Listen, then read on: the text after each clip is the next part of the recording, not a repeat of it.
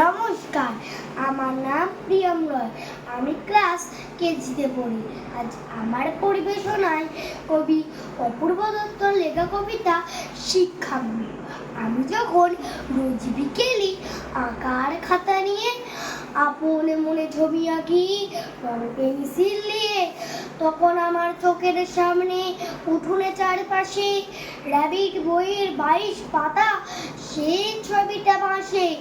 মাথায় সাদা পাগড়ি, চোখে চশমা, মুখে হাসি, বয়সটা ঠিক যায় না বোঝা, 60 কিংবা 80।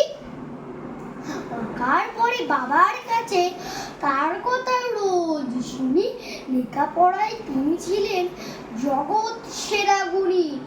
যার নামেতে যার কথাতে লুকিয়ে আছে জাদু, তিনি বলেন সর্বপল্লী রাধাকৃষ্ণান দাদু। প্রতি বছর সেপ্টেম্বরে 5 তারিখটি এলে আমরা তাকে বরণ করি সমস্ত কাজ ফেলে। মা বলেছে তিনি আমাদের শিক্ষকদের গুরু, তাকে প্রণাম করি আমার সকল কাজের শুরু। ধন্যবাদ।